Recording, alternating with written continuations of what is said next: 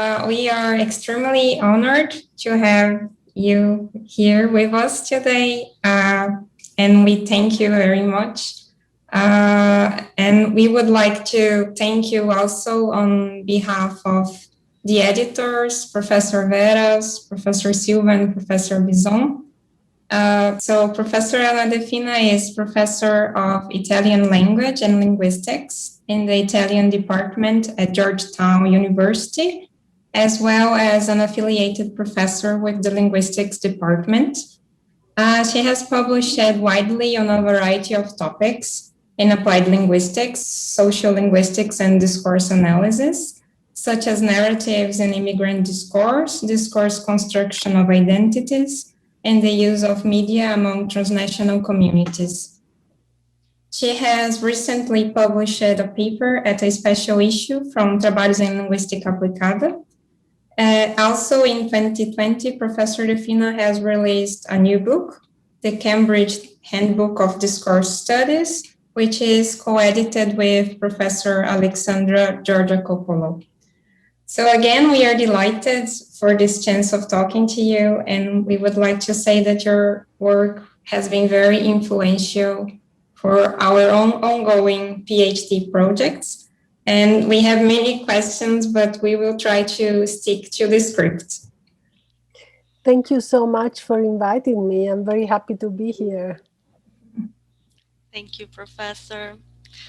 Well, initially, we would like to say that in Brazil, we believe that the Handbook of Narrative Analysis, edited by you and Professor Georgopoulos, is widely read by graduates and researchers conducting qualitative research.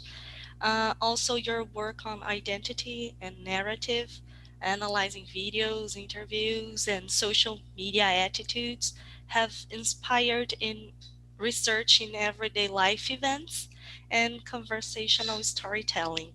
So, considering a broader audience of applied linguists, we would ask you to first comment on narrative analysis, especially concerning the interactional approach and the contributions of the narrative turn to the study of identity in the contemporary world. Sure. Well, narrative is a growing interdisciplinary field. So there are many studies that are inspired to use narratives as a tool for investigating, for example, identities or also people's take on social issues. And it's hard to talk about it as a unified field. As you say, there is what I represent in narrative analysis is an interactionist perspective, and a perspective which is very attentive to contexts and to the way narratives emerge in concrete social practices. In general, I think that the importance of narrative is that narratives are ubiquitous. I mean, you find narratives in interviews like we are doing. You find them in the media, for example, in the newspapers reports. Most of them are narrative. You find them in politician discourses. You find them at the doctors. I mean, narratives are everywhere and growingly so. I mean, more and more so. So I think that we have many tools that have shown that narratives are also important for developing constructing identities, because very often they are related to self-presentation. So when we tell stories, we insert ourselves in story worlds, and we, at the same time that we talk about those story worlds, we present images of ourselves or other people. So that's why I think these few words explain the popularity of narrative. Now, what I've been trying to do throughout the years has been precisely analyze the connection between narrative and identity in more detail. And what I have found is that there is a certain tendency to look at narratives as kind of expressions of identity, as if you could actually find the self as it is in stories. And I have tried to demonstrate that, identities are constructed through narratives and are manipulated and are negotiated through narratives. And so at the beginning, I tried to make this argument when I was studying interviews, so narratives that were told in interview, trying to underscore how they were always, identities were always the outcome of negotiations between interviewer and interviewees.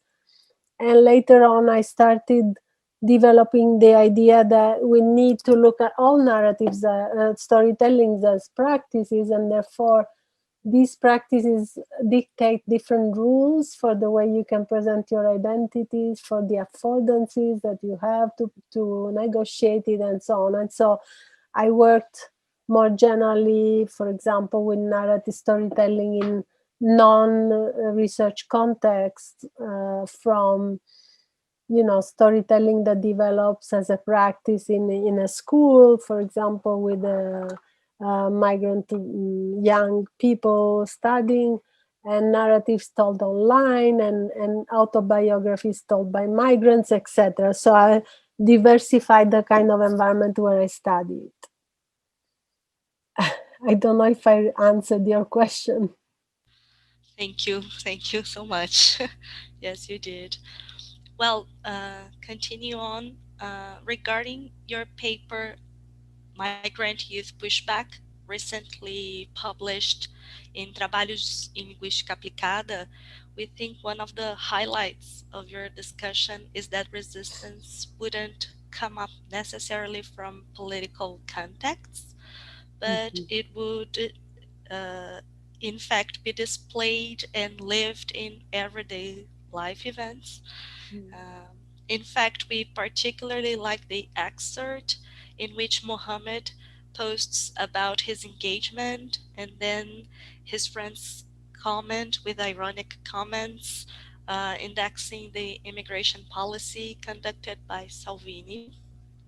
So given that the concept of resistance is more often observed and analyzed in, let us say, wider contexts, could you share with us your views about resistance in everyday life events and how you understand intersections between micro and macro level in your research? Yeah, as you mentioned, I think, of course, resistance is more visible when it stems from movements, organized movements. For example, I don't know, I studied for a long time, I studied the dreamers, who are young people who are in the United States as a result of their parents' migration. And they are openly resistant in the sense that they literally proclaim their being undocumented, they do sit-ins, they do demonstrations, etc. So that is the classical way that one tends to look at resistance. But I was also interested in the idea of everyday resistance that was, talked about by some authors, especially in the 80s. And when I looked at my data, I realized that there is a form. There are forms of resistance that are less evident, but that involve a kind of the proposition of different moral values and of that are often in opposition to mainstream values or to mainstream discourses. So this is a little bit what happens with the data or the young people that I was studying there.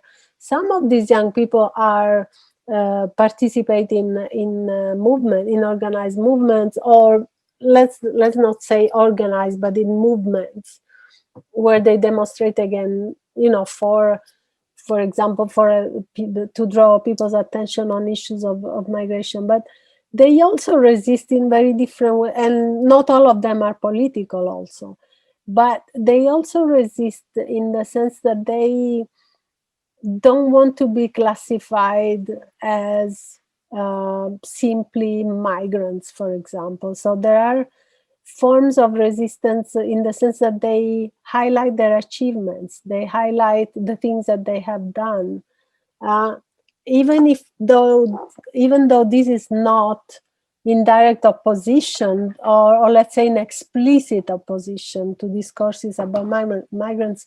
I think it is a form of resistance to the way that they are boxed within a certain category.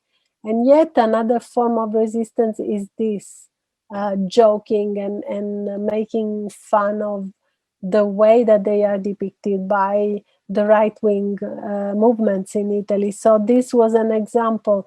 Mohammed was not publishing a political, doing anything particularly political, but his friends and the people around him immediately caught, the aspect that relates these two discourses that are circulated about them and to political action by the right wing. So this is a kind of emergent resistance in the sense that it's not planned, it's not necessarily explicit in the way that other forms are, but it is very, very present in their, social media as a form of group cohesion okay, so this leads me to your question about contexts. I think, there is a kind of simplistic way of looking at micro and macro as here is what happens in a particular situation, and this is a reflection of wider processes. I don't think you can look at it in such a mechanical way. I mean, there is, first of all, a two-way street in the sense that wider processes are impact local processes and vice versa. Local processes impact wider processes, so that you can say that these small acts of resistance little by little accumulate, forming a bigger forms of resistance that can have an impact on the political level, on the social level.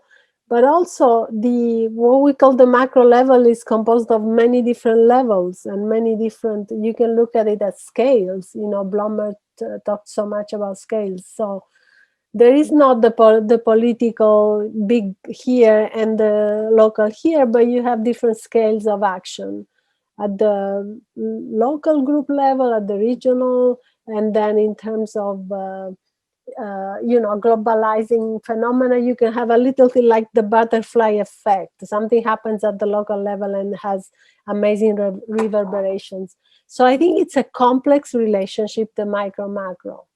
But the only thing I'm sure about is that if you want to capture the macro, what you could call the macro, you have to start from the micro and not vice versa.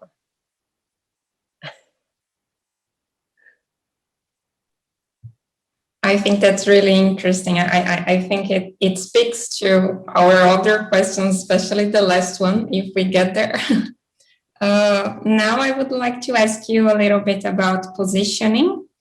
In your paper, you say that positioning has become one of the most important tools for identity construction, and that despite some conceptualization about positioning, such as Davis and Haré and Bamberg, it's possible to see positioning as a more general umbrella term, aligned to stance taking. Could you elaborate a little bit on that and maybe suggest references for our viewers? Yeah. Positioning has been, well, when I was talking about Davis and Haré, although they were important because they underline how positioning stems from, they call it the dialogical lines or something like dialogical storylines. So they actually saw positioning as a process that happened in their case, they were looking at conversations. There was still a certain rigidity in that model, in the sense that they saw storylines, what they call storylines, as kind of very definite, let's say, ideologies in which people were kind of already positioned and they were negotiating that. I think that what later models added was the essence of the negotiability of positioning, the fact that yes, there are big categories that are attributed to people, and that people kind of have to deal with, but that doesn't mean that they are already positioned. The positioning is always a matter also of agency and choice to a certain extent. So there is always a let's say a tension between the whatever is socially determined and whatever comes out of people's agency. I think that Bamberg produced a very useful model for positioning to analyze narratives in particular, because he was able to look at these different levels where people that are related to each other, but that allow people to project and negotiate certain identities. He was talking about positioning in the story world, so how you look at characters in the story that you're telling, positioning in the storytelling world, which has to do with your relationship with your audiences or interlocutors, and then third level positioning, which people interpret in different ways, but I interpret it as representing the level of wider discourses, ideologies, etc. So how do you go from the local level to a wider level? What does it mean concretely? It means that, for example, suppose I tell you a story, and in that story I am the victim of something. So I can position my adversary in the story as somebody aggressive and doing something bad, etc. At the second level, for example, I can position towards you as somebody who unwittingly was involved in a certain situation, supposing. At the third level, I could be saying something about me as a representative of a group or a class of people. So you can see how these things build onto each other. So I think it's a very powerful tool that you can apply not only to storytelling, but in general, you can look at identity as ways of positioning at different level and to respect with different targets, so that there's always an element of who are you positioning to, who are you talking to, who you're, even if not directly, who's listening to you. And there's always a level of what else, what else are you tackling? I was saying that positioning to me includes stance, because stance has been also another popular construct, and it's widely used, for example, in the analysis of social media, how people comment on things, how people express opinions. And it deals with similar issues in the sense that, for example, Dubois talked about this stance triangle, where there is a stance taker, a person who takes a stance object, which is what are you taking the stance on, and kind of an interactional relation where you're taking stance with regard to in connection with somebody. So this is similar to positioning, but positioning is wider, because stance, let's say, has to have a stance object. So it's related to a particular thing, object, person, while positioning can be a more general process of, expressing your point or your situation or your opinion. I don't know if that is answers your questions. Yeah, I think it's becoming clearer now, I think. Yeah, the difference.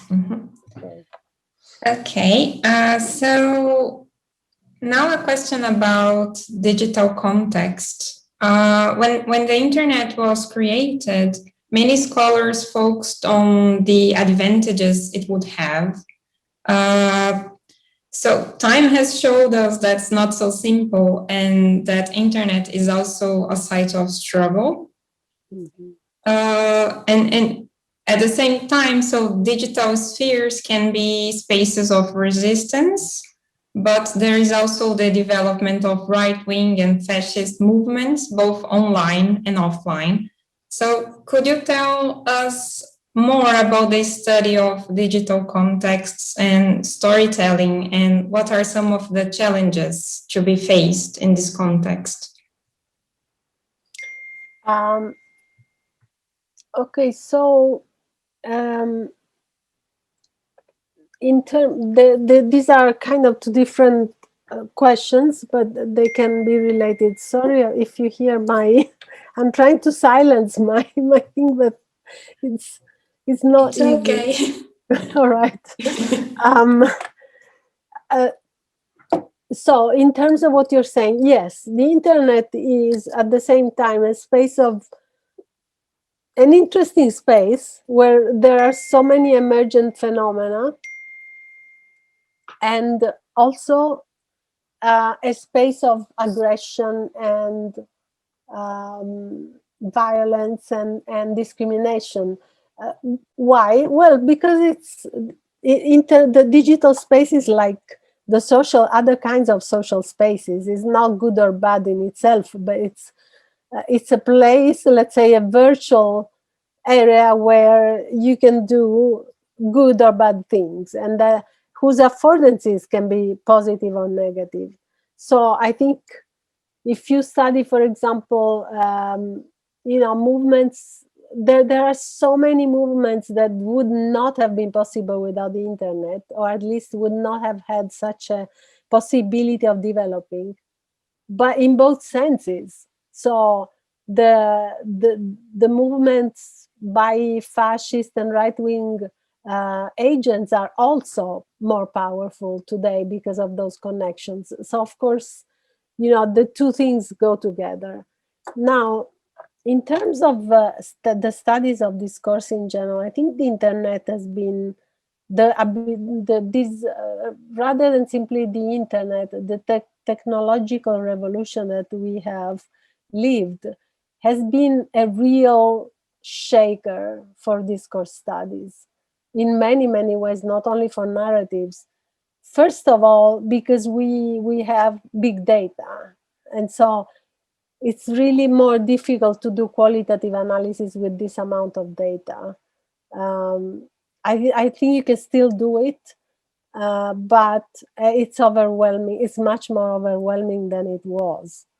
And also because the nature of digital communication is such that the people go in all different directions. So you may be studying a certain interaction, but people start interacting in threads and going off topic, and so it's much more complex because the space is so less structured than physical space.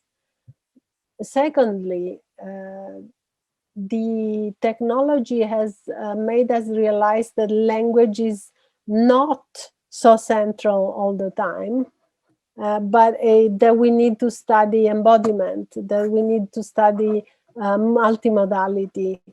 All of that contributes to communication in a tremendous way, that the visual is tremendously important, that embodiment is tremendously important. So again, we need to shape our tools in order to be able to tackle with this. And in the case of narrative, of course, it's all of this is completely relevant.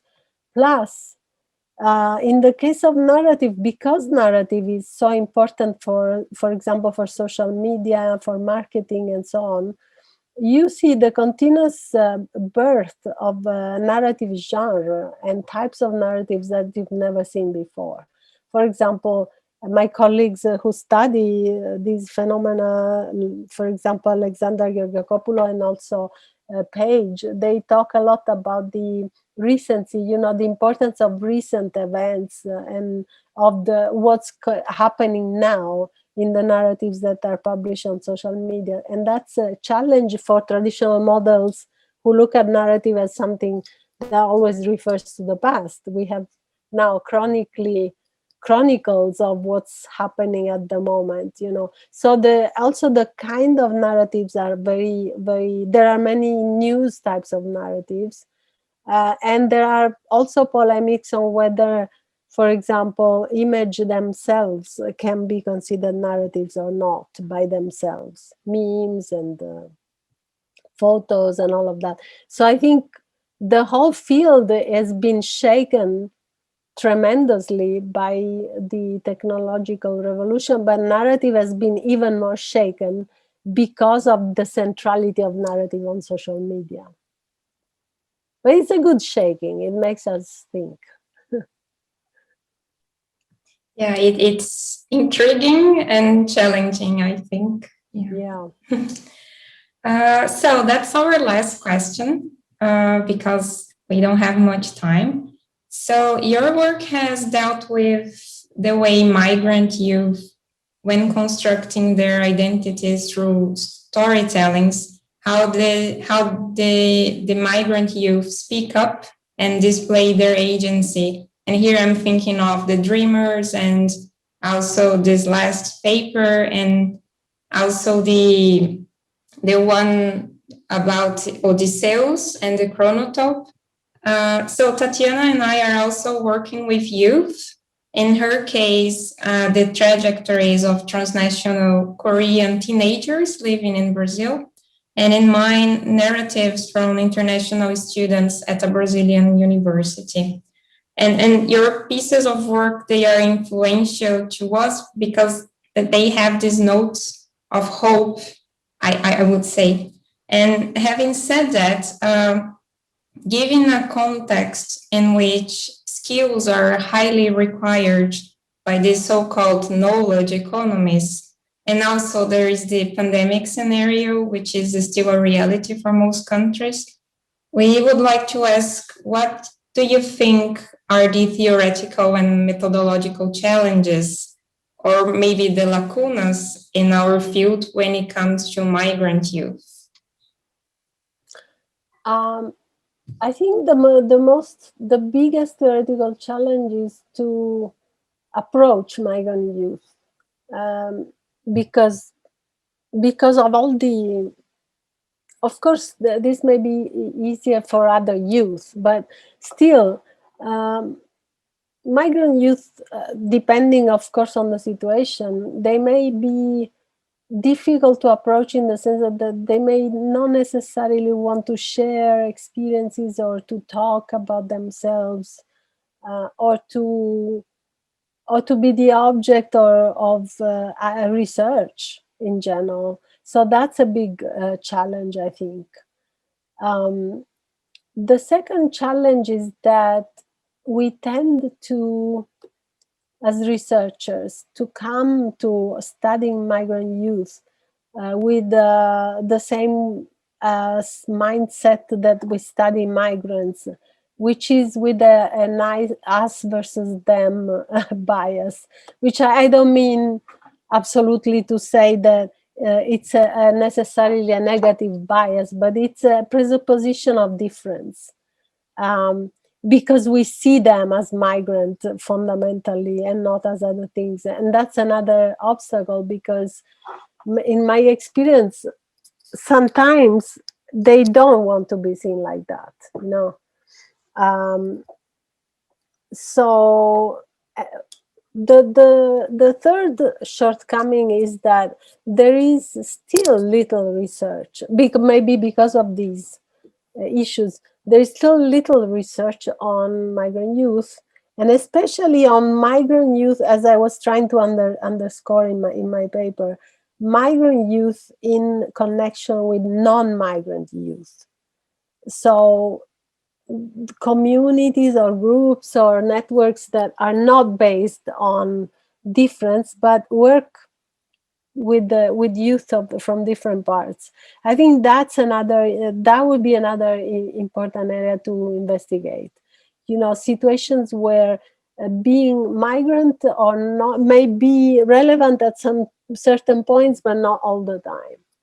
So that if we continue to study migrants just as migrants, then we'll continue to, box them into that category. So these are a little bit the things that I see as most challenging. But also, I think there's a lot of promise in entertaining those kind of studies.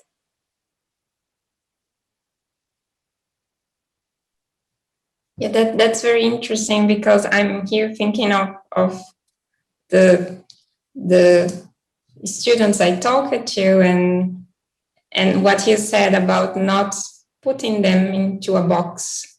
Like they are not only international students, they are much more, and the way they build the social spaces. And we have to think of that when we are doing research. Yes. Mm-hmm. Yes, because sometimes if you ask them always about their experience as migrants, the other experience will not come out as well. That may be also important to them. Yeah. Mm-hmm. And sometimes we will have to add we have to stick to the research questions and the research goals, and we might forget this. Right. Okay, so I think it's time to end.